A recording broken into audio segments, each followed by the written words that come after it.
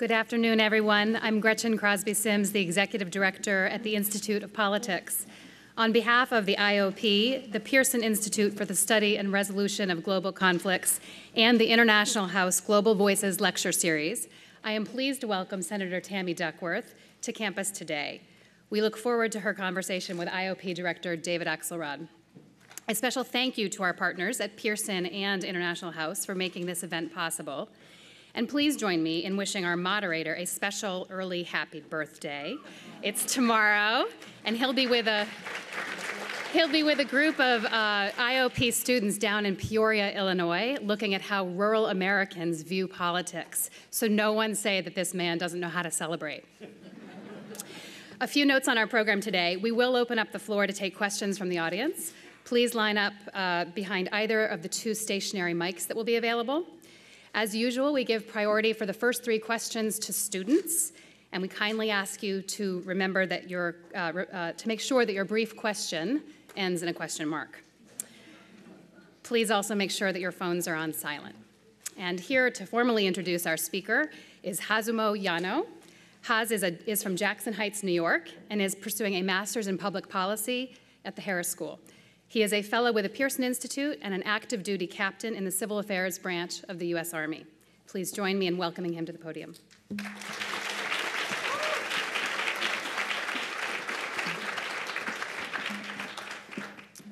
Good afternoon.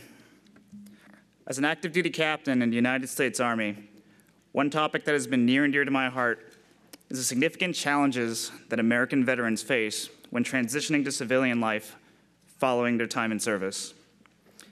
That's why it's so reassuring to know that a proven warrior like Senator Tammy Duckworth is fighting every day in the halls of Congress on behalf of our brothers and sisters in arms.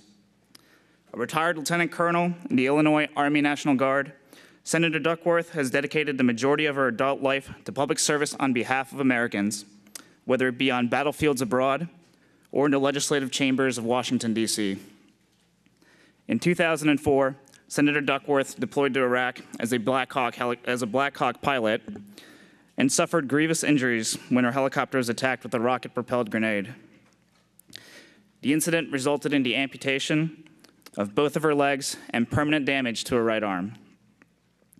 Far from letting these injuries limit her, she received a special waiver to continue serving in the Illinois National Guard. In 2006, she was appointed director of the Illinois Department of Veterans Affairs, and a couple of years later was selected by President Barack Obama to be the Assistant Secretary of Veterans Affairs. She served in this capacity until 2012, when she ran for and won the U.S. House of Representatives seat for the 8th Congressional District of Illinois. As a congresswoman, she spearheaded legislation to help combat the epidemic of veteran suicide and to help military veterans make the successful transition to civilian life. In 2014, she retired from the military after 23 years of honorable service.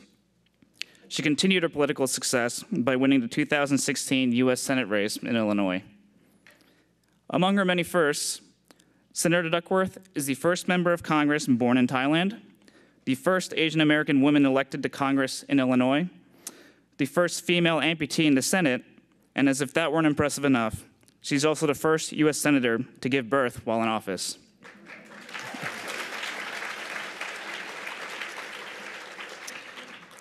Today's conversation will be moderated by David Axelrod, the former senior advisor to President Obama and current director of the Institute of Politics. We are extremely lucky to hear from both today. Please join me in welcoming David Axelrod and the Honorable Senator Tammy Duckworth.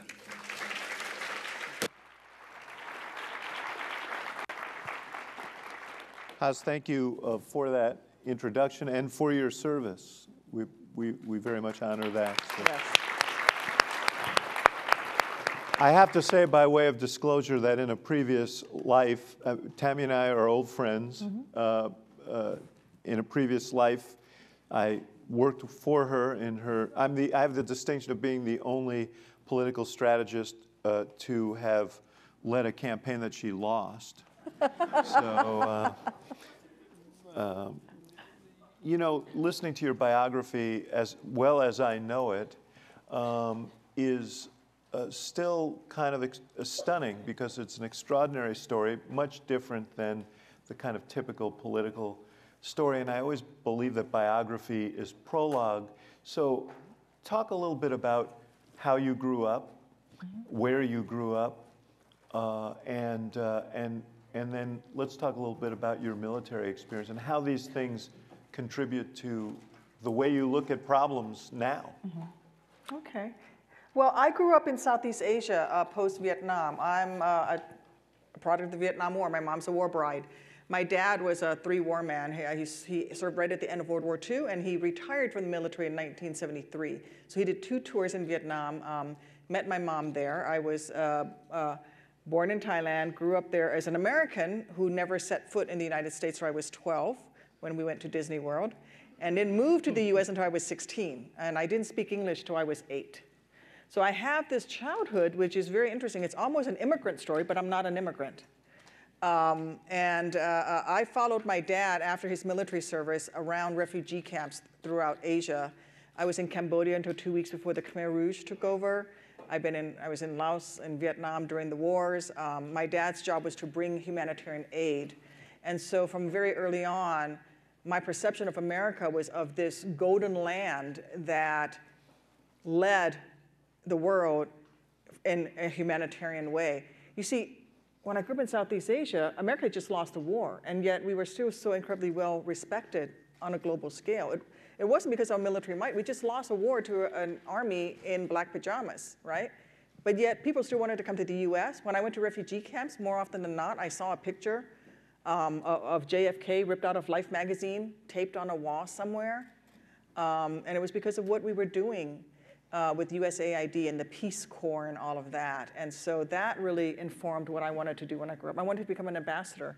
I wanted to continue that work. I knew I I've wanted overshot to serve. the runway. I don't know, maybe there's still an opportunity somewhere in my future. But yeah, it's certainly, I wanted to serve because I was so grateful to be an American and the privileges I had that I wanted to give something back. So on this issue, because you were so exposed to, it's very moving to hear you talk about the way people looked at America from that vantage point and from these refugee camps. How does that influence how you process what's going on today? Because we see a much different attitude toward refugees today as a policy of the American government.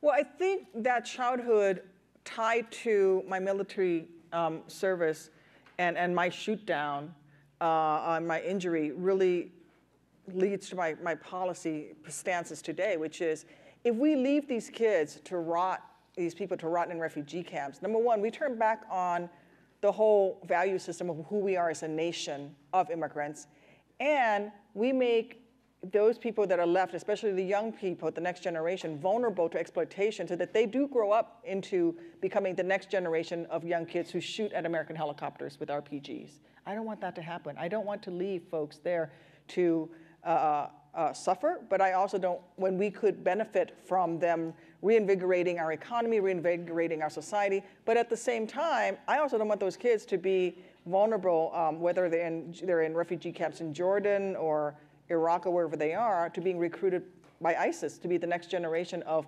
population that hates Americans. Your dad, you moved to Hawaii when you were 16, as you mentioned, or as was mentioned, and your dad struggled when you got there, and it's not unlike the experience of many veterans. He had served the country honorably and well.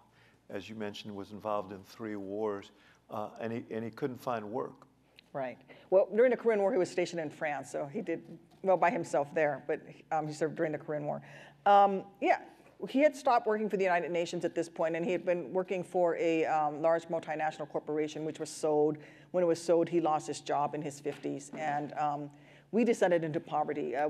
He didn't want to come back to the States. He did not want to come back to the States. He'd had such a bad experience after his first tour of duty in Vietnam. He came back to the US, was called a baby killer, all of that, that he went back and volunteered for that second tour, never wanted to come back. So he hung on in Asia as long as he could. My folks went through all of their life savings. Even went through my little passbook checking account with $300 in it. And we ended up in Hawaii because all the money in the world that we had that we could borrow bought us plane tickets that only got us from Thailand to Hawaii. And it was also where he thought my brother and I, at our ages, could assimilate into the United States the best, because it was, it is a very multicultural society there. And we struggled. We were on food stamps. We were almost homeless at one point. It was a 90-year-old lady, an American Legion Auxiliary, who wrote us a check that got us into a pay-by-the-week roach-infested motel room, which was still better than the streets. And thanks to food stamps and school lunch and school breakfast and a high school English teacher who bought me lunch and brought me dinner probably 3 times a week, I was able to stay in school and graduate. That must also inform how you view some of the issues that you have to deal with as a senator. I do, because if it were not for that public school teacher reaching into his pocket to buy me dinner, I would have dropped out of high school. If it wasn't for school lunch and school breakfast, because that oftentimes were the only meals I ate. I didn't eat dinner. I would have dropped out of, and would I be a senator today? Would I have been able to serve in the military?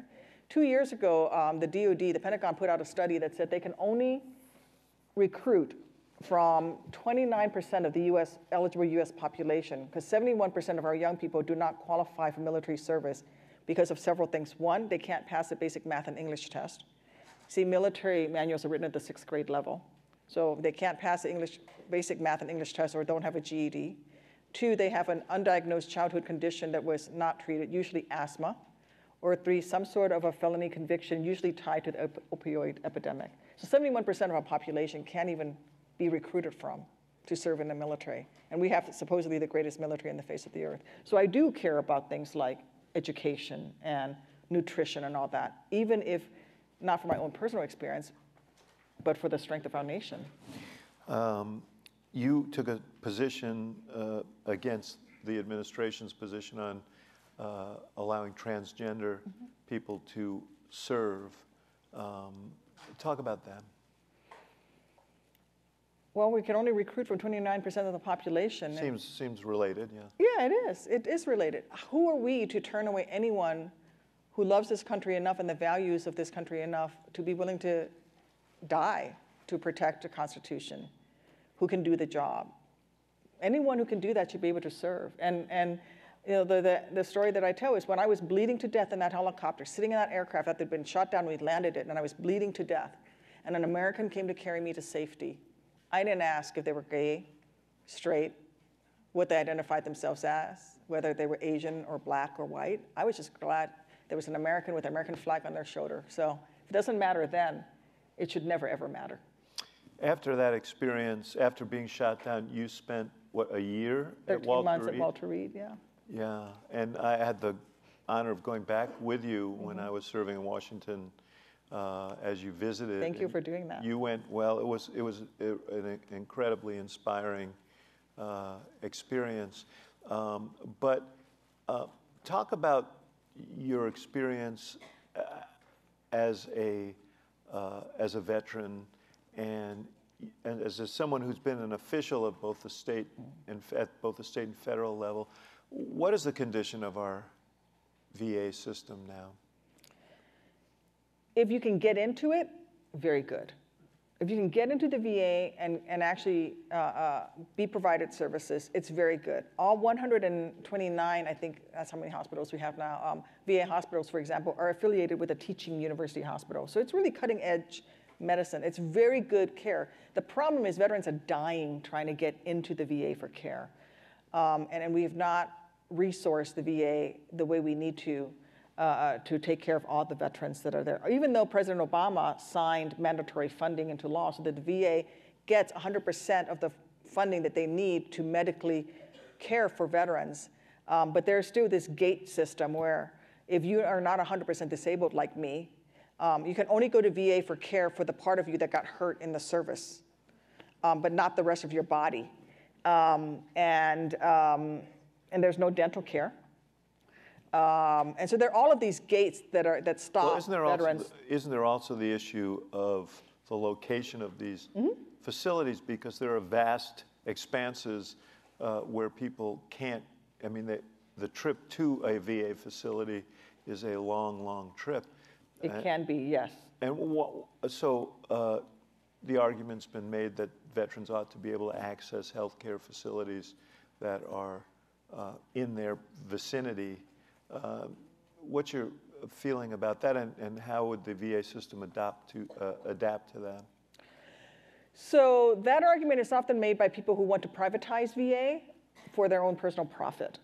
They want to get rid of the VA, and they want to give every veteran an ID card, just like you would have a health insurance card, like a Blue Cross Blue Shield card, and then you go to whatever provider you want, and then the VA pays the bill.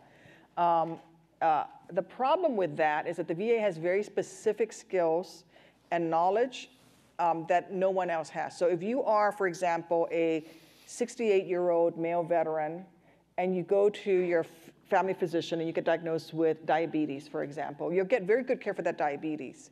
But that's it. That same person goes into the VA, they'll say, oh, are you a Vietnam veteran? Yes, you're a Vietnam veteran. Diabetes is a presumptive condition that comes out of Agent Orange exposure. 5 times more likely are to develop diabetes if you were exposed to Agent Orange than the average population. Now we're going to check you for everything else: ischemic heart disease, leukemia, all of the conditions that come from Agent Orange exposure. The VA would check for that. So I want VA to be the medical home for veterans. And once they're diagnosed, then veterans should be able to go and get that diabetes care near their home, so they don't have to travel the hundreds of miles to a VA facility. There's a happy medium that I think the VA can morph to, as opposed to where it is right now, where you have to go to a VA facility or one of our CBOCs, community-based outpatient clinics, which can't do, some of them can't even do chest x-rays. You know, you spoke earlier about your father and the reception that he got when he returned from Vietnam, and I'm old enough to remember that time when veterans were treated very, very badly because they served and executed a policy that policymakers had developed and ordered. And it's different now. You know, you go to a public event, veterans are introduced, Iraq veterans, Afghanistan veterans, and people stand and applaud. And yet, so many are bearing scars that are less obvious than yours, mental health in particular. How do we cope with that? Because that's one of those, that's one of the barriers to entry that we hear all the time, that people have mental health issues, PTSD related and so on, and it's very difficult to get the treatment they need. It is, and in the first part of the wars in Iraq and Afghanistan, the military actually would kick you out of military service for mental health issues. And then you would have, because you would go undiagnosed, you would have conditions, you would self-medicate with drugs or alcohol, and then you get kicked out with a less than honorable or dishonorable discharge because of the drug use, but you were never diagnosed with the mental health issue. Now you have a dishonorable discharge and you can't go to VA for health care, even though you have a condition.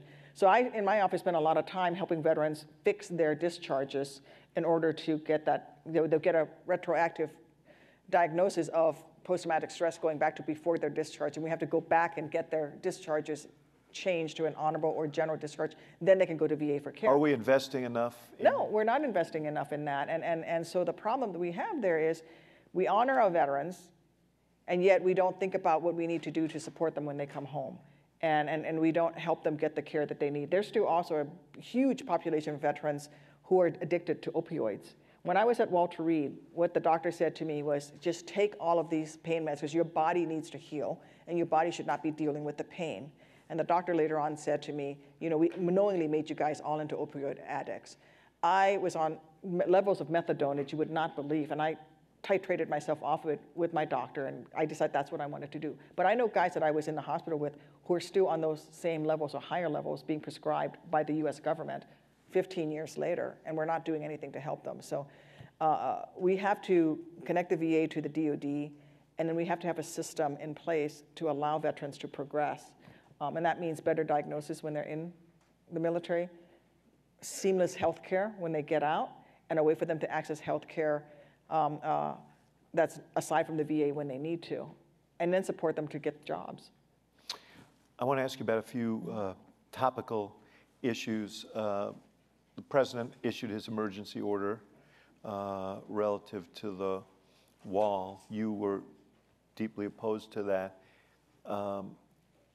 talk a little bit about what the impact, if the order were to go through, what the impact would be from your standpoint as a member of the Armed Services Committee.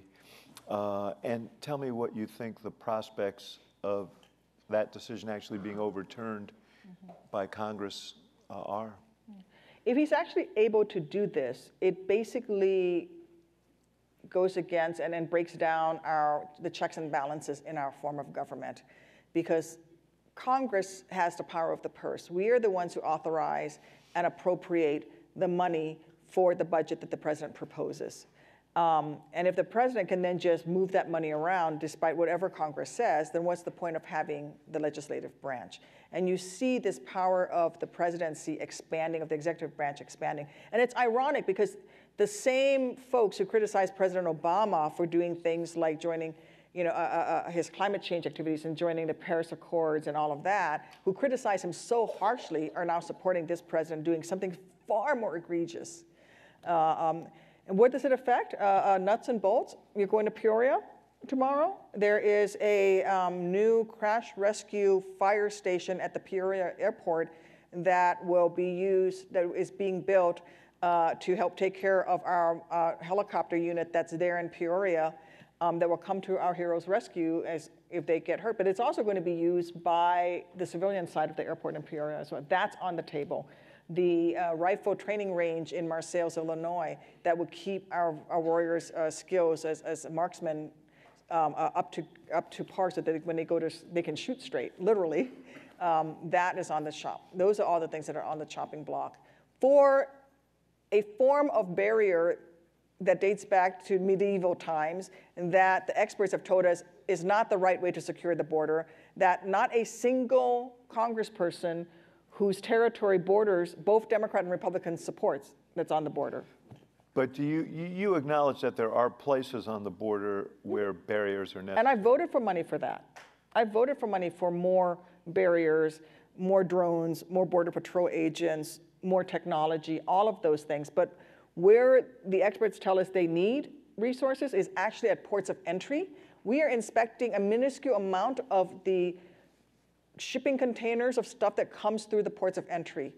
The Trump administration cited some crazy number of how many terrorists attempted to enter the US last year as to why we needed this wall, but failed to tell the American people that the vast majority, over 90% of those, occurred at airports, at a port of entry, not on the other side of the border, on the other side of a wall. Mm-hmm. And in terms of immigration enforcement, there are some people, Democrats, who have advocated abolition of ICE. Where are you on all of that? Well, I don't support the abolition of ICE. I think that they have roles that they play when they are kept within their lane. That's appropriate. They go after child sex traffickers, for example, human trafficking. And we don't have anything to take the place of ICE if we were to go out and abolish them at this point. What we need is comprehensive immigration reform. We need comprehensive immigration reform that allows a pathway for people to come to this country, that allows people who are here undocumented to find a pathway into legal status, and we can do that. That bill passed out of the Senate. Speaker Boehner and then Speaker Ryan refused to bring it up, for a vote. Speaker Boehner refused to bring it up for a vote. We can go back there again and we can pass something. But to demonize people, what I think are basically blatantly racist arguments is not good for our nation. There is a crisis at the border, but it has to do with refugees. It does. And they're mostly women and children fleeing rape, fleeing torture, fleeing gang violence, all of that. And how are we going to resolve that issue? Well, this goes back to my childhood. Military power is important, and I happen to support putting more money into modernizing our military arsenal and our weapons platform.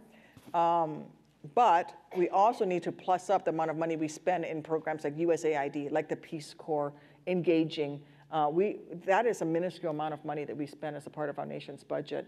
And we have to invest in Latin America. So you're talking about intervening in those countries where these human rights violations are occurring and where all these deprivations and all of these assaults are happening, investing resources there. Right.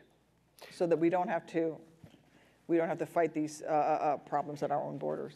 Syria and Afghanistan, the president has talked about withdrawing troops from both places. From your standpoint, as a member of the Armed Services Committee, what's your view of the plan moving forward here?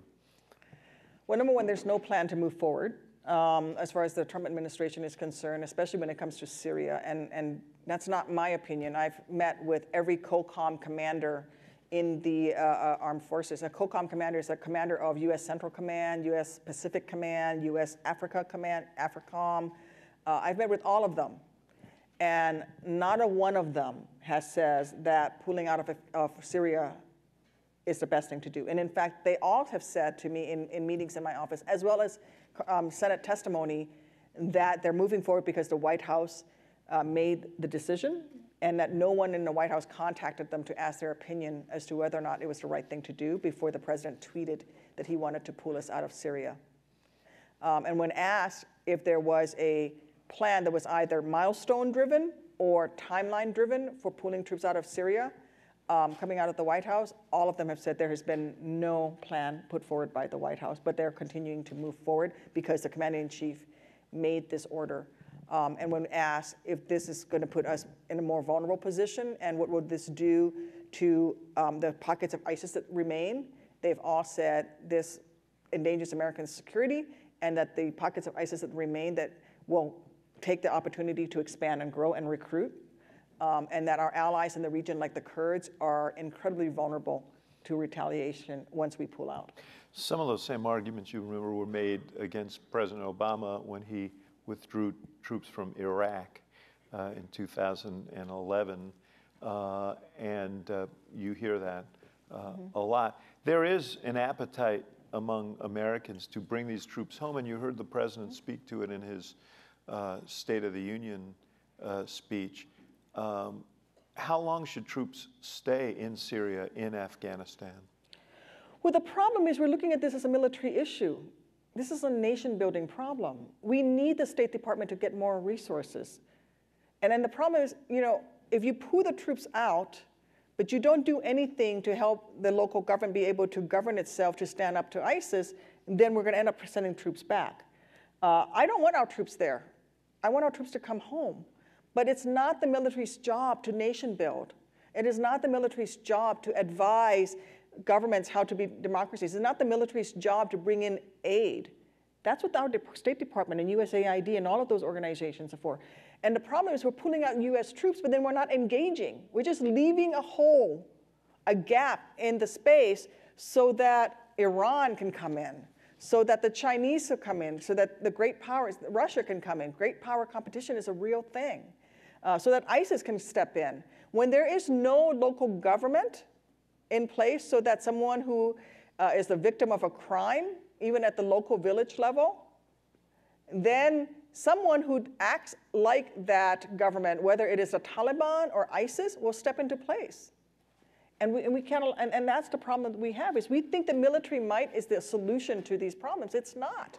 Military might just makes the world afraid of us so that they'd listen to our diplomatic efforts so we can use those other powers. It's just as important to invest in diplomatic powers as it is in tanks and guns and helicopters. The situation in Syria, of course, doesn't exactly lend itself to that because there is no structure. You've got the Assad government and you've got various power centers, but there's no obvious way to. But the Assad regime would have collapsed were it not for the involvement of Iran, were it not for the involvement of Russia. And what are we doing there? We're not doing anything. We're allowing Russia to meddle in our elections. We're not holding Russia accountable for what they did in Crimea, what they did in Georgia, the two expansions of Russian territory since World War II. We haven't held them accountable. We have a president who our own intelligence agencies think is a Russian asset. This is a problem. Well, they didn't exactly say that. Are alleging could potentially be. They raised the issue. Can you imagine if that happened with any other president? I think they might get criticized. Yeah. having served for one, I can only imagine. Before I open it up to the audience, I want to bring this more closer to home. You had your second child last year, and there was a historic change in the U.S. Senate. Talk about that. Dick Durbin rolls his eyes every time I say this. Who knew getting knocked up would be so historical, but you know. He's like, Tammy, you can't say that. I'm like, oh, well.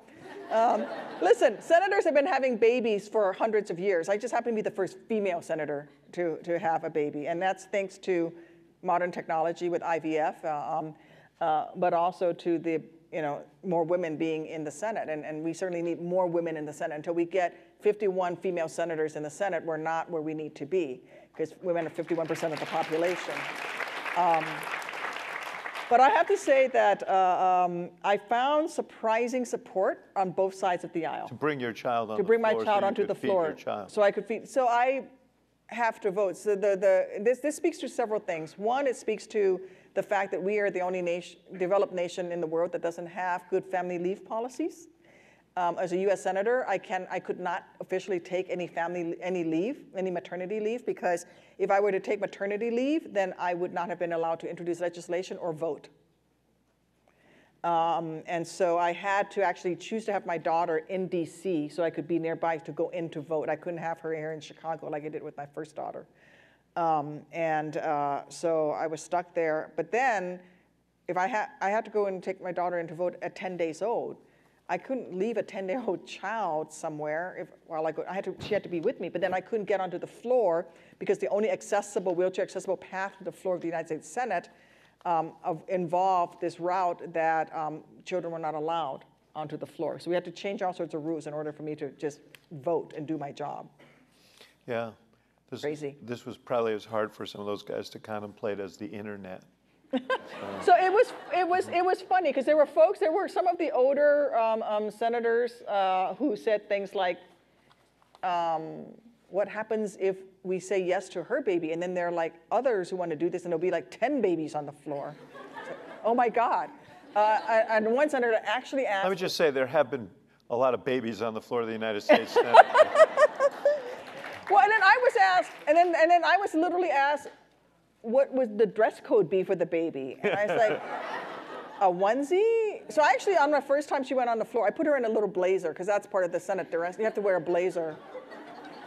And then another senator asked, so will she breastfeed? Is she going to just whip one out and start feeding the baby? I was like, no, I just want to go vote. But if she's hungry and she needs to eat, I'm going to feed. This is ridiculous. This is the 21st century. Why have we not dealt with family leave and supporting women who are 50% of our economy? We can't succeed as a nation on a global scale without the female workforce. So why are we having these stupid discussions? This is another place where your experience has led to some of your legislative initiatives.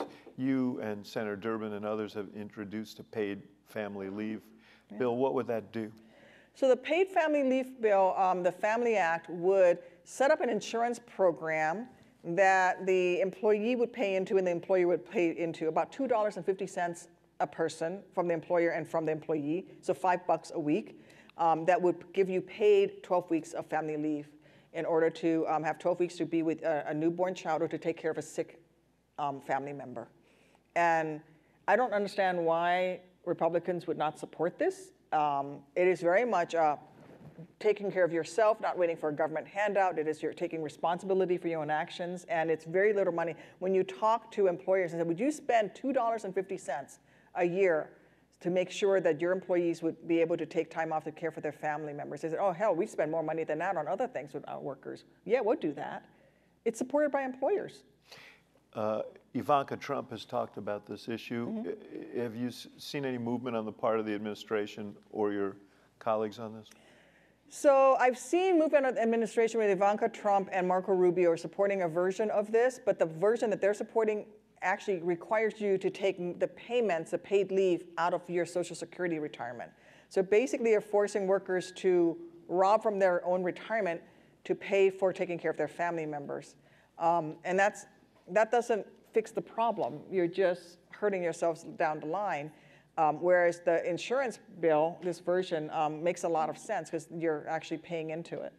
There are two prominent proposals that have gotten a lot of attention in the last few weeks as the presidential campaign ramps up. One is the Green New Deal and the other is Medicare for All. So far as I can see, you haven't signed on to either of those. Tell me why. Well, I think that they're both, in the words of Amy Klobuchar, are very aspirational. But I don't vote or sign up for anything that I don't know the details for. I feel like I owe that to my constituents to say, okay, well, how would we execute this? And frankly, the Green New Deal is being used by Mitch McConnell, who, by the way, is a very smart political strategist. And if he thinks bringing it up to the floor for a vote is a good thing, you better worry about it, because it means that he knows that that's a political tool that he can use to hurt Democratic chances. And also because the Green New Deal is now being talked about on Fox News and everything, as all of these president contenders are voting for this. I would rather talk about how can we move America to a more carbon neutral future by investing in biofuels. What can we do what can we actually legislatively do right now to move us forward? And so here in Illinois, for example, our investments in wind power has created 100,000 jobs in the last 10 years alone. What can we do to expand that to the national level?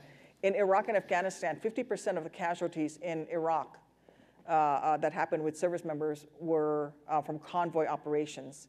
90% of all convoys were conducted to transport diesel fuel. And yet, the Republicans in the House kept killing a proposal by the Navy to invest in the ability to generate biofuels on military bases to prevent troops from having to drive in those convoys. So let's talk about making those investments in that technology. Do you think that these candidates who have endorsed these things are making a mistake? Yeah, I do. I think it's the mistake is in endorsing something that you don't know what the plan is, what the details are for moving that forward. And I think that what has happened now is that it has now become a tool that the far right is using to attack Democrats with. And that then ends up hurting the Green New Deal, because I want a carbon neutral future. I want to move us off of biofuels. I want to do all of that. But we can't do that if we don't control the committee chairmanships. We can't do that if we can't actually get the legislation passed. And I don't suppose you want to endorse a candidate here. I have two things I want to do for 2020. One is get Dick Durbin reelected. Absolutely. Two is get a Midwesterner somewhere on the ticket. I don't think we win, speaking politically as a party, with candidates who are only from the coast. I think you have to be able to speak to the industrial Midwest. You have to be able to speak to people in Peoria, Illinois, and you have to be able to win Ohio, Wisconsin, Missouri, all of those states. And you can't win that unless you have someone who can speak to that part of the country. Yeah. And I think a Midwesterner or maybe a mountain state governor could really speak to that. Okay, well, that limits it down. You've narrowed it. Everybody can go to their almanac and see who fits the... I haven't endorsed anyone, but there's some great names. Sherrod Brown, if he gets in. Amy Klobuchar has, Bullock, Governor Bullock, Mountain State. Yeah. Hickenlooper from Colorado, and I can never pronounce his name, the mayor of South Bend. Pete Buttigieg. Buttigieg, who gave a fantastic speech in Peoria last year. Yeah, he was here a couple of weeks ago, and that was very, very interesting. You are lined up. There you go. Please line up behind these microphones if you'd like to ask questions. I'm going to take the first 3 questions from students. I'm not checking IDs, but you know who you are. So go ahead. Hi, Senator Duckworth. Thank you for being here. My name is Juan Rojas. I'm a first-year medical student here. And I know that, to my knowledge, you are not a vocal supporter of single-payer. And I wanted to ask if the Democrats were able to win a unified government, would you sign on to support a single-payer bill? Well, it depends on what the bill would look like. Again, it goes back to what I said. I don't vote for things or commit to supporting something until I see what the actual bill is, because it would be irresponsible for me. I do support a public option on the exchange. I want to do things that are achievable. here's the thing. I have government-funded health care. I go to the VA as my primary form of health care, and it's really good health care. But I also buy health insurance to plus up on the things that VA does not cover. And I want Americans to have options in their lives. So I do think that there should be, as a right in this country, a minimum level of health care. No child should be denied being able to go to a dentist. No senior should have to choose between food or diabetic medicine or food and blood pressure medicine. We should all have, as industrial, global economic leader, a level of healthcare in this country that everyone should be able to achieve and access. And then if you want something more than that, you should be able to buy insurance to get to that. How do we achieve that? I don't know. Is single payer the end where we're going to get to? Perhaps. But I want to know what the details are before I put my word down and say that I will support that. Senator Sanders has a proposal that would, in fact, replace the private insurance. Yeah, in 4 years. You're not I am skeptical. Right, put you down as a skeptic, huh? I am a skeptic that we could actually implement a universal healthcare plan, a program with the resources and the capacity in the medical system and eliminate the entire insurance industry in 4 years. I'm skeptical. Yes. Hi, thank you, Senator Duckworth, and thank you for your service to our country. My question is relating to Trump's drawdowns in Syria and Afghanistan. Do you fear that remaining in those two countries would take away resources that could be used, to improve our infrastructure, to improve our education system? And if you support remaining in those countries, at what point in our military stations over there would you support pulling out? Yeah, so I think that's a false choice. I think what takes money away from our educational system and our social service systems was the $1 trillion in tax freebies we gave to large corporations like Amazon, which is still not paying taxes, by the way. Did you know that Amazon did not owe any taxes last year? And will probably not owe any taxes this year. We had a tax reform piece of legislation that I was told would generate $1 trillion, and that money went right to the upper echelons of our society and not to generating jobs. It didn't come back into the economy. All those corporations that got those tax cuts who said they would hire more people did not. They bought back their own stocks, and they're paying more dividends to their stockholders. They did not create more jobs. That's where the money for education is going. It's not going, so let's not accept the false choice that's being put in front of us. I do want our troops to come home. I don't want them to be in Afghanistan and Syria indefinitely. But I also don't want us to leave in such a way that we don't have some other form of nation building in its place, like a USAID, like a greater diplomatic effort on our part to prevent ISIS, to prevent Iran, to prevent Russia from being able to push their agenda at the expense of our own national security. Thank you. You're welcome. Hi, Senator Duckworth. My name is Elise Egan, and I'm a master's in public policy student at the Harris School. And I'm focusing on global conflict and international development studies.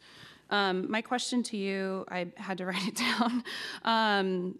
My father served in Vietnam and has often talked about the changes he perceives in, similar to what you were talking about the changed perception of military since we stopped doing mandatory service. And I've wondered, we've seen a large proportion of recruitment and inscription happening among Americans from lower socioeconomic classes since it became voluntary, such that majority of families who have a personal stake in our ongoing military conflicts are those from middle or lower socioeconomic classes, which I think often can deepen the divide between Americans' views on military involvement in international conflicts such as the ones you mentioned, like Syria or even Yemen. And although we still have, and I frankly hope we always will have. Let me interrupt you for 1 second. Yeah. I need a question. Oh, it's there. It's okay. Coming. I'm hoping that we'll always have people such as yourself who have military service serving in our Congress, because you can bring that perspective on the multifaceted nature of engaging these conflicts. But I can't help but wonder, and here's my question, if mandatory military service would make us consider the non-military diplomatic and nation-building interventions you've talked about more seriously? So I do not support a draft. I served in a post-draft army, a professional army, and I think it's the better for it. I do support and have introduced legislation for voluntary universal national service. So here's what I do feel like Americans don't serve their country enough. There's a small group of people who serve, usually because of family tradition in the military, but I don't think a lot of young people have the opportunity to serve this country. And in fact, programs like AmeriCorps have acceptance rates about the same as those for Ivy League universities, because there's not enough slots in them. So my bill that I've introduced several times now, and I will introduce it again, would set up a system where when you turn 18, you get a letter in the mail that says, congratulations on turning 18. Everybody would register when you turn 18, and you would get a letter that says, congratulations, you've turned 18. Here are the ways that you can serve your country, and this is what you'll get for it. You can serve in the military, and you can get GI Bill for college. You can serve in the Peace Corps, and you can get this. You can serve in AmeriCorps, and you can get a cash bonus that you can apply for college. Here are all the ways that you can serve. Which would you like to do? And then the last option, because Americans have the freedom to choose to not serve, you can say, I don't want to serve my country, take me off this list. And then every 2 years until you turn 30, you would get a letter in the mail, because you change in your lifetime. At 18, you may not want to serve, but at 24, you might want to join the Peace Corps. At 28, you might want to do that. And every 2 years, every American between the ages of 18 and 30 would get a letter in the mail that says, hey, by the way, happy birthday. Now, do you still not want to serve your country? Do you still not want to serve your country? Do you still not want to serve your country? But if you do, here are all the options. And then we would actually put funding into more programs and more slots in these programs, like AmeriCorps, like City Year, like all of that, so that you can serve. And I think that would get to what you're trying to do without it being a mandatory draft, so that you would have somebody from Skokie serving with somebody from Englewood in some place, in Kentucky, so that you would actually be exposed to one another the way they were during the Vietnam War. And by the way, when we had a draft, as we know from Cadet Bone Spurs himself, the rich got out of service. Right. Yeah. Okay? Thank you. When you say that only 29% of the population meets the standards for military recruitment, that sounds like a national emergency. So what would you do about that? And although one could imagine a lot of policies that might enhance political cleavage, we could also imagine some policies like, say, early child care scholarships that could be centrist or could bring people from different parties together. So how would you approach that and view it really as a crisis? Yeah. So I see my role in the Senate as almost a translator for progressive ideas to those who see themselves as conservatives, or who would outright reject progressive ideas just because they have the label of progressive, or like things like the Green New Deal. When I talk to my colleagues on the other side of that, the more conservative colleagues, I bring up that statistic. That's put out by the DOD. I didn't put that out. The DOD put out that study themselves and say, listen, we need to invest in more early childhood education. We need to invest in our public education system. We need to invest in healthcare, because if we don't, our military can only recruit from 29%, because that's what the Pentagon is telling us. They're saying that they're limited in who they can. Why would we not expand the eligible population that can serve in the military to keep us the strongest military force on the face of the earth? And so I do see that's sort of my role. Same with green policies. And I talk about the fact that when I talk to my friends on armed services, I don't say, hey, we need to invest in better battery power because we need to get off of, because I believe in global warming. What I say to them is, we need better battery power because the longer a battery lasts, that's the fewer batteries that a soldier needs to carry. That means he can carry more ammo. So even if you don't believe in climate change, don't you believe in more lethality for our soldiers? So let's invest some money in better battery power. Oh yes, those batteries would be great for solar power and other things. So I see my role as a moderate Democrat as a translator for the progressive values that I hold into a way that I can get conservatives to buy into it. So I do that with public education, with pre-K with family leave. And I think there's a role for moderate Dems and Midwestern Dems to do that. Yes. Good afternoon, Senator. My name's Thomas. I'm a first year at the policy school. My question is about the author. And also in the service. Yes, sir. Oh. I'm an active duty naval officer also. But I was wondering about the authorization for use of military force. Yeah. That all of our troops around the world who are deployed right now are under the authority of this AUMF that was passed after 9/11. And I know that you've been very outspoken about the Congress's need to reclaim its war-making powers. And I was wondering why it has been so hard for a new AUMF to be passed. Because no politician wants to go on the record voting to authorize the use of military force in case something bad happens, and then they're held accountable for having voted yes or no, such as on the Iraq War. It's cowardly. We need to do our jobs. We need to have a discussion on the authorization for use of military force, because it is a disservice to military men and women who are downrange to be operating, for example, in Africa for use of an AUMF that was really designed for the war in Iraq.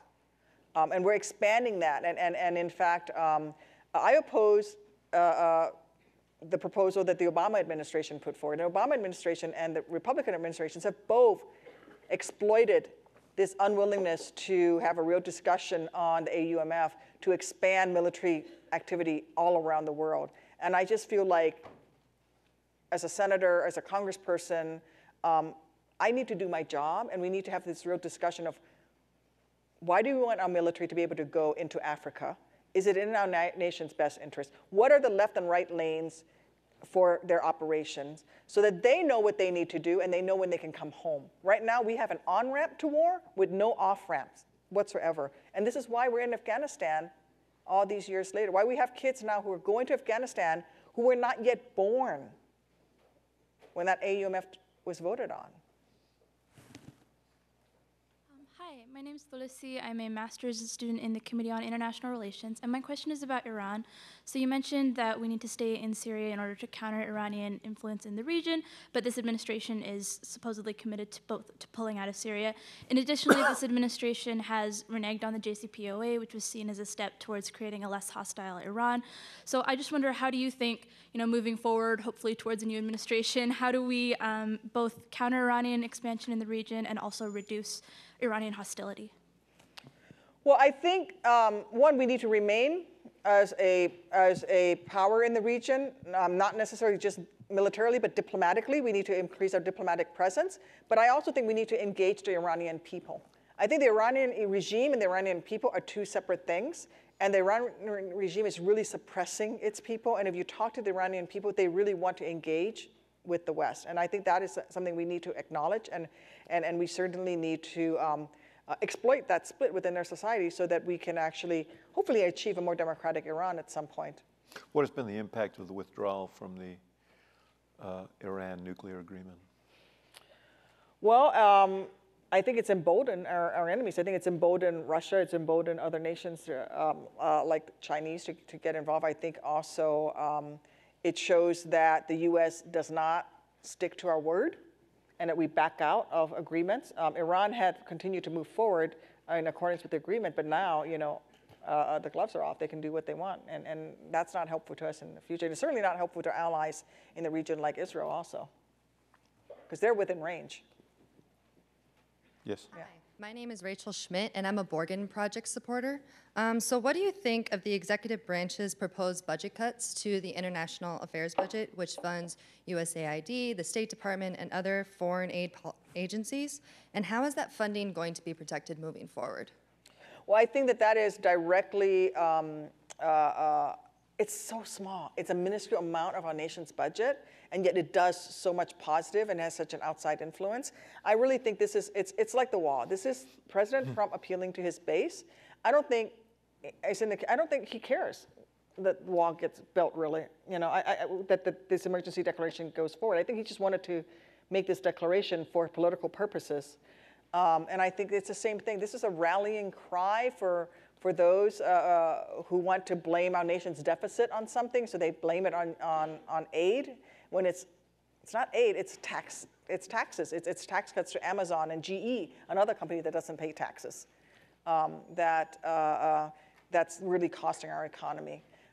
So I think that we, on the legislative branch, need to retain control of the purse, and we need to appropriate the money for it, and we need to support the ability to do that. But right now, the State Department morale is low. They're under attack. I know many State Department employees are quitting, and they really feel like not only are they undervalued, but they're under attack. Thank you. Yeah. You just one point you made earlier that I wanted to ask you about. You talk about non-payment of taxes by big corporate entities, but these wars have been costly. They have been. We're talking trillions of dollars. Trillions of dollars. $1 trillion in Iraq alone. Oh wait, I should go over here. Hi, ma'am. So I was going to ask, if I write you a brief letter, will you read it? But that kind of puts you on the spot, so let me broaden it out and say, what does it take to get information into the political system and to the people who legislate? Write the letter, send the email. We actually track all of that. I get a report every week that I look at of how many letters on what topics I get, how many contacts I get. I think we got something like 800,000 contacts last year, for example. Every phone call, every letter, every email actually gets logged and what the position is. And then that gets aggregated, and then I actually look at that and see where my constituents are. Maybe you should put at the top of it, I'm the guy who asked if you'll read my letter. All right. Yeah. I have staff here. Yes, one more question. Hi, thank you. My name is Sally. Hello, Senator Duckworth. So I wanted to return to a question that Mr. Axelrod asks you about the Green New Deal. I think in light of the UN climate change report, which was published last year, which specifically cites 12 years as the time frame for the kind of unprecedented and sweeping changes that are needed to prevent some of the worst floods, famines, fires, and mass human migration, which will render national borders irrelevant, and I'm quoting when I say that. I think that the Green New Deal resolution is actually the only one of its kind. While it is, grandiose, it is addressing the fact that we need to totally decarbonize our U.S. economy, and it is laying forward the principles and projects behind doing that. And I think that you are in a unique position right now to co-sponsor this bill, or this resolution. It is being forced to an early vote by Senator Mitch McConnell for obvious reasons. He is funded by fossil fuel billionaires. And so I think it would be super meaningful for Democratic senators like yourself to co-sponsor this bill now. Okay, we'll count that as a question. Sorry. Sorry, yeah. Will you? No. There you go. Thank you. No, yes. No, I will not, because I don't think that is the most effective way to move the results forward that I want to happen. I am not going to be able to go back and convince a climate change denier that climate change exists. But can I talk to them about, I have the NDAA. March is when all of the proposals, what I want in the defense budget to come into play. And if I want to, for example, the Navy has, under Secretary Mavis, who was President Obama's Secretary of the Navy, actually did an entire military Pacific training exercise where they use all biofuels, biofuel blends. And they've been denied the ability to do that. If I want to move us off of fossil fuels, then we should invest in biofuel technology. And I think I have a better chance of moving the investments for biofuel technology forward and then making that argument much better from where I sit, which is the military perspective, than I do by signing on to the Green New Deal. I again think it's aspirational. I want many of the same things that the Green New Deal wants us to speak to, but am I going to be able to, on the ground, day to day, change the minds of someone who thinks that his re-election is tied to denying climate change? No. But can I get him to support the US Navy and make it a better, more lethal force by getting him to support the Navy's move towards biofuels? Yes. I think I can win there. And so for me, that's where I operate at. I'm trying to get these things moved forward, but I can't do it in a way that gives Mitch McConnell firepower, get Fox News and all of those folks to say, look at those crazy Democrats, don't vote for them. We're going to give Donald Trump a second term. You know, let me just follow up, because I am aware, as sadly Gretchen chose to mention, that I have another birthday, and they are mounting up. And I am aware that I am closer to the end than the beginning, but these young people are not, and they feel a sense of, we all should feel a sense of urgency, but they are going to live in this world that. I have a 4-year-old and a 10-month-old. No, I understand that. I understand that. I'm terrified for them. So it's probably unsatisfying if you read the report that the UN issued to hear, and you gave an earnest and honest answer, but to hear that the political process is limited in a response to what is a looming catastrophe that we're already seeing in California and elsewhere. Yeah. So I guess my question is, now I'm doing it. Yeah. My question is, how do you reassure these young people that the political system is equipped to deal with a looming catastrophe that is drawing closer every day? Yeah. By saying that we are more likely to sign back onto the Paris Accord and maybe even improve on it with a Democratic president than a second-term Donald Trump. And that's in less than 24 months. Okay. I mean, that's a part of it. That's part of it, yeah. Look, I'm terrified that my daughters are going to grow up in a destroyed world, and I'm doing everything that I can to try to get us to a place where we can do that. And again, there are folks that you and I are not going to change their minds by saying that climate change is real, here's the science, here's all of that, all of these things. They don't care. They don't care.